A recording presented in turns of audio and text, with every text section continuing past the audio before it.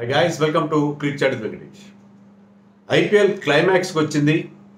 IPL తర్వాత T20 world cup జరగబోతుంది. అయితే ఈ రెండింటికి సంబంధం లేని మరొక important exercise in Indian cricket కూడా జరుగుతుంది. అదేంటంటే appointment of the next coach of Indian team. Indian టీమ్కి కోచ్ రోల్ ఎంత ఇంపార్టెంటో మనం ప్రత్యేకంగా చెప్పక్కర్లేదు. బట్ T20 వరల్డ్ కప్ తర్వాత ఆల్ ఫార్మాట్ కోచ్గా ఉన్న రాహుల్ ద్రావిడ్ టర్మ్ ముగుస్తుంది. అండ్ అతనికి కంటిన్యూ అయ్యే ఉద్దేశం లేదని చెప్పి నన్ను ఇప్పటితో నా కోచింగ్ బాధ్యతలు నా నుంచి నేను మళ్ళీ టేకప్ చేయదలుచుకోలేదని చెప్పి అతను బీసీసీఐకి స్పష్టం చేసినట్టు కూడా మనకు వార్తలు వస్తాయి. So there is no situation where in Rahul Dravid might continue అనే పరిస్థితి అయితే లేదు. సో కొత్త కోచ్ను వెతుక్కోవాల్సింది. దానికి ఆల్రెడీ ఆ కసరత్తు మొదలైంది. అప్లికేషన్స్ కాల్ ఫర్ చేశారు. ఈ నెల 27 అంటే ఐపీఎల్ ఫైనల్ జరిగిన తర్వాత రోజున that happens to be the last day for receiving applications. మరి ఫారిన్ కోచ్ వైపు వెళ్తారా, ఇండియన్ కోచ్తో మరి కంటిన్యూ చేస్తారా అనేది కూడా చూడాలి. సో బీసీసీఐకి ఆప్షన్స్ ఉన్నాయి. అయితే మనకు వస్తున్న తాజా సమాచారం, మామూలుగా బీసీసీఐ సెలెక్టివ్ లీగ్స్ ఇస్తారు కదా, దాని ప్రకారం ఏంటంటే ఆల్రెడీ గౌతమ్ గంభీర్ని అప్రోచ్ అయ్యారు బీసీసీఐ వాళ్ళు అని చెప్పి అతన్ని నెక్స్ట్ కోచ్గా నియమించడానికి అతన్ని అడిగారు, ఆల్రెడీ అప్రోచ్ అయ్యారు. అయితే ఈ కేకేఆర్ ప్లే ఆఫ్స్కి వెళ్ళింది, ఫైనల్ కూడా ఆడొచ్చు వాళ్ళతో. ఐపీఎల్ క్యాంపెయిన్ ముగిసిన తర్వాత గౌతమ్ గంభీర్ ఈ విషయం గురించి ప్రస్తుతం అయితే he will be busy with his franchise team. అప్పుడు దీని మీద ఒక టాట్ ఇచ్చి ఏం చేయాలనేది అతను ఆలోచించి నిర్ణయం చెప్తారని తెలిసింది. సో అప్లికేషన్స్ అయితే పిలుస్తున్నారు. కొన్నిసార్లు ఏమవుతుందంటే కొన్ని సంస్థల్లో కూడా ఒక క్యాండిడేట్ ముందుగానే సెలెక్ట్ చేస్తారు. అయితే అప్లికేషన్ పిలుస్తారు, పిలిచి అల్టిమేట్గా వాళ్ళందరినీ రిజెక్ట్ చేసి అనుకున్న క్యాండిడేట్ సెలెక్ట్ చేస్తారు. పిలవాలి కదా, డెమోక్రాటిక్ ప్రాసెస్ ఉండాలి. అంతేగాని మీరు అలాగా ఆర్బిట్రరీగా ఒకరిని అపాయింట్మెంట్ చేయడం కరెక్ట్ కాదు. సో దానికి ఒక కోచ్ని సెలెక్ట్ చేయడం కోసం ఒక ప్యానల్ని కూడా క్రియేట్ చేస్తారు. ఫార్మర్ క్రికెటర్స్తో వాళ్ళు ఇంటర్వ్యూస్ చేస్తారు. సో అదే ప్రొసీజర్ ఇప్పుడు ఫాలో అవుతున్నారు. బట్ గంభీర్ వైపు మొగ్గు చూపుతున్నారు అని క్లియర్గా మనకి తెలుస్తుంది. మనం చాలా సందర్భాల్లో ఐపీఎల్ జరుగుతున్నప్పుడు మాట్లాడుకున్న విషయం, గౌతమ్ గంభీర్ ఇంత మంచి రిజల్ట్స్ ఇస్తున్నాడు. సునీల్ నారాయణ్ ఒక డిఫరెంట్ ట్రాన్స్ఫార్మ్డ్ ప్లేయర్గా చేశాడు.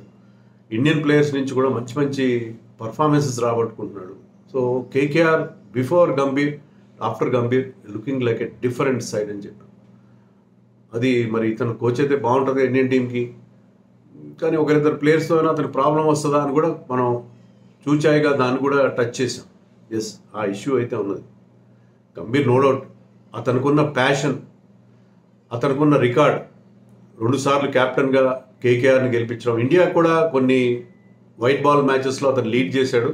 అక్కడ 100% విన్నింగ్ రికార్డు ఉంది అతను. సో యాజ్ క్యాప్టెన్గా అతని స్ట్రాటజీ చాలా బాగుంటుంది, మోటివేట్ చేస్తాడు ప్లేయర్స్ని. చాలా 100% కమిట్మెంట్, అంటే ఎలాంటి క్యాజువల్నెస్ ఉండదు. ఎలాగైతే మనం విరాట్ కోహ్లీ దగ్గర నుంచి ఆ ఇంటెన్సిటీ చూస్తామో అదే type, he's also from Delhi, అదే టైప్ ఆఫ్ ఇంటెన్సిటీ ఉంటుంది. ఎక్కడ ఎలాంటి అలసత్వాన్ని సహించని మెంటాలిటీ ఉంటుంది. He is a very good coaching material. అతని దగ్గర ఇంటర్నేషనల్ ఎక్స్పీరియన్స్ ఏం లేదు కోచ్గా, ఓన్లీ మెంటార్గా మాత్రమే అతను ఎల్ఎస్జీకి ఉన్నాడు గతంలో. ఇప్పుడు మళ్ళీ మనకి ఇక్కడ దర్శనమిస్తున్నాడు KKR. But Gautam Gambhir definitely will be a very very strong lead. అతను ఇటీవల ఎలక్షన్స్లో కంటెస్ట్ చేయలేదు. లాస్ట్ పార్లమెంట్లో he was member of parliament from Lok Sabha, Delhi నుంచి ఎలక్ట్ అయ్యాడు. కానీ ఈసారి పాలిటిక్స్ గుడ్ బై చెప్పాడు. ఇవన్నీ కూడా సంకేతాలేమో నాకు అనిపిస్తున్నాయి.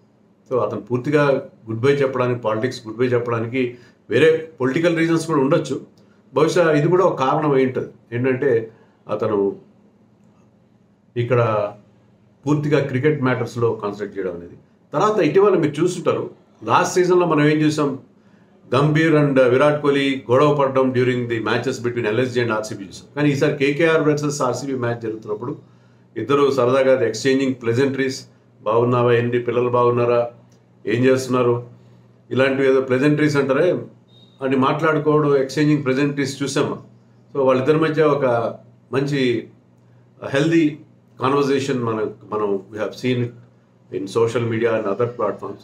సో అది కూడా బహుశా BCCI must have told him, hinted him that he is the likely candidate front runner for the coach post. So you mend fences. నీకు ఎవరితోనైనా ఇబ్బందులు ఉంటే ఇండియన్ ప్లేయర్స్తో వాడిని తొందరగా అవన్నిటిని సరిదిద్దుకుంటే ఏంటంటే నీకు మంచి హెల్దీ డ్రెస్సింగ్ రూమ్ అట్మాస్ఫియర్ ఉంటుందని చెప్పుకుంటారు. అందుకే this year we are seeing a different Gautam Gambhir. ఇవన్నీ కూడా ఒక ఇండికేషన్స్గా కనిపిస్తున్నాయి. సో అతని వైపే they are zeroing on Gautam Gambhir even though they are calling others. మరి బాగుంటుంది, చాలా బాగుంటుంది. ఎందుకు బాగుంటుంది, ఏమైనా ఇబ్బందులు ఉన్నాయి తర్వాత మాట్లాడు. మిగతా క్యాండిడేట్స్ మనం ఎలిమినేట్ చేసే ప్రయత్నం మనం కూడా చేద్దాం. ఇండియన్ కోచెస్లో మనకి నెక్స్ట్ బెస్ట్గా కనిపించేది వివిఎస్ లక్ష్మణ్. రాహుల్ ద్రావిడ్ ఎప్పుడైనా రెస్ట్ తీసుకున్నప్పుడు లేకపోతే కాస్త అతను వేరే వర్క్ ఉన్నప్పుడు he has stepped in as India coach and has given us good results. అవి అఫ్కోర్స్ అవి అంత ఇంపార్టెంట్ టోర్నమెంట్స్ కావాలి మీరు అనొచ్చు, లైక్ ఏషియన్ గేమ్స్. కానీ అతని కమిట్మెంట్ తెలుసు, అతని యాక్యుమెన్, తర్వాత ఎన్సీఏ చీఫ్గా అతను ఇస్తున్న రిజల్ట్స్ కానీ. So Laxman is a very very nice guy. 100% సిన్సియర్గా వర్క్ చేస్తాడు. ఏ టాస్క్ ఇచ్చినా కూడా దాంట్లో అతని నుంచి మనం బెస్ట్ రిజల్ట్స్ ఎక్స్పెక్ట్ చేయొచ్చు. కానీ లక్ష్మణ్ కూడా ఒకే ఒక ఇబ్బంది ఏంటంటే is two soft A guy. Coach ఏంటంటే చాలా అథారిటేటివ్గా ఉండాలి. ఆ అథారిటేటివ్నెస్ మనం ఈవెన్ వాళ్ళ లీడింగ్ రకన్ చార్జెస్ కూడా మిస్ అయిందని మనకు అనిపించింది. తర్వాత క్యాప్టెన్సీ కూడా చేతులు మారి గిల్ క్రిస్ట్కి వెళ్ళిపోవడం అలాంటివన్నీ చూసాం మనం. రకన్ చార్జెస్ కూడా లక్ష్మణ్ అంతా ఈ కెనాట్ హ్యాండిల్ ప్లేయర్స్ ఫర్మ్లీ అని అనిపిస్తుంది నాకు. అంటే I could be wrong, but దూరం నుంచి చూస్తే అలా అనిపిస్తుంది నాకు. Laxman too nice a guy. Of course Rahul Dravid also like that, but Rahul Dravid అవసరమైతే స్ట్రాంగ్గా కూడా ఉంటాడు. కానీ లక్ష్మణ్ ఎందుకో అంత స్ట్రాంగ్గా అనిపించాడు. కాబట్టి Laxman with all his talent and his with experience అదే కోచ్, అతను ఎస్ఆర్హెచ్ కూడా ఉన్నాడు కదా, వింటర్గా ఉన్నాడు కదా. బట్ అది ఎన్సీఏలో is doing a good work. ఎన్సీఏలో రిహాబిలిటేషన్ కానీ కొత్త కుర్రాళ్ళ మీద వాళ్ళ ప్రోగ్రెస్ని మానిటర్ చేయడం కానీ he's doing excellent work. NCA నుంచి వచ్చిన ప్లేయర్స్ ఇంజరీ నుంచి వచ్చినా ఎలా వచ్చినా సరే వాళ్ళు ఫుల్ ఫ్లెడ్జ్డ్గా వస్తున్నారు, మంచి పర్ఫార్మెన్స్ ఇవ్వడం మనం చూస్తాం. So he's giving wonderful results. So అతను డిస్టర్బ్ చేయడం కూడా కరెక్ట్ కాదు. సో లక్ష్మణ్ కంటే కూడా ఇండియన్ కోచెస్లో ఇతనే బెటర్గా ఉంటుంది. మనకి 2 ఫారిన్ నేమ్స్ కూడా వినిపిస్తున్నాయి. దాంట్లో ప్రామినెంట్గా వినిపిస్తున్న పేరు Stephen Fleming. CSK would like to continue. CSK ఎవరిని మార్చుకోవడానికి ఇష్టపడరు, బట్ స్టీఫెన్ ఫ్లెమింగ్ మరి ఇండియా కోచ్గా వస్తే అక్కడ వాళ్ళు వేరే వాళ్ళు వెతుకోవాల్సి ఉంటుంది. మైకెల్ హసీ లాంటి వాళ్ళు ఉన్నారు కదా వాళ్ళ దగ్గర. సో స్టీఫెన్ ఫ్లెమింగ్ కూడా నైస్ కోచ్. మన జాన్ రైట్ ఎలా ఉంటాడో ఇతను కూడా మామూలుగా New Zealanders are much softer people compare to Australians. So అతను కూడా చాలా సాఫ్ట్ స్పోకెన్. ఇండియాతో మరి సిఎస్కేలో ప్లేయర్గా కోచ్గా అతను 16-17 సీజన్లుగా ఉండి అతనికి ఇండియన్ సైకీ తెలుసు, ఇండియన్ కల్చర్ తెలుసు, ఇండియన్ ప్లేయర్స్ని ఎలా హ్యాండిల్ చేయాలో తెలుసు. సో ఫారిన్ కోచెస్లో బెస్ట్ పాసిబుల్ ఎవరంటే దాంట్లో ఫ్లెమింగ్ తప్ప మనకు వేరే పేరు కనబడదు. ఎందుకంటే సాఫ్ట్గా డీల్ చేస్తారు. Like Gary Kirsten and John Wright. వాళ్ళు ఏంటంటే they have got plenty of international experience. వాళ్ళ టీంని నేషనల్ టీంని లీడ్ చేశారు. చాలా అకాంప్లిష్డ్ ప్లేయర్స్ వాళ్ళు. అలాగే స్టీఫెన్ ఫ్లెమింగ్ కూడా అలాగే కదా, అతను was captain of New Zealand and prominent batsmen. అతనికి ఆ స్టేచర్ ఉంది, ఆ ఎక్స్పీరియన్స్ కూడా ఐపీఎల్లో టీంని లీడ్ చేసిన ఎక్స్పీరియన్స్, ధోనితో కలిసి వర్క్ చేసిన ఎక్స్పీరియన్స్ ఉంది. సో స్టీఫెన్ ఫ్లెమింగ్ నెక్స్ట్ బెస్ట్గా మనకు కనిపిస్తాడు. నెక్స్ట్ బెస్ట్గా ఖచ్చితంగా కనిపిస్తాడు. తర్వాత రికీ పాంటింగ్ పేరు కూడా మనకి వినిపిస్తుంది. బట్ రికీ పాంటింగ్ ప్రాబ్లం ఏంటంటే అతనికి వరల్డ్ కప్ విన్నింగ్ క్యాప్టెన్, 1 కాదు 2 వరల్డ్ కప్స్ గెలిచిన క్యాప్టెన్. అతని టాక్టిక్స్ కానీ ప్లేయర్స్లో టాలెంట్ని ఐడెంటిఫై చేయడం కానీ ఢిల్లీలో చూస్తాం కదా మనం, చాలా చక్కగా ఉంటుంది, చాలా బ్రహ్మాండంగా ఉంటుంది. అండ్ ప్లేయర్స్ మోటివేట్ కూడా చేస్తారు. కానీ ఒకటే ప్రాబ్లం ఏంటంటే he could become another great champion. Tough guy, tough Aussie players are rather tough. అంటే వాళ్ళు ఇలాంటి సెంటిమెంట్స్ని ఎమోషన్స్ని పెద్దగా పట్టించుకోరు. అలాంటి పరిస్థితి మనకు కనిపిస్తుంది. But Ricky Ponting is very very good as a coach.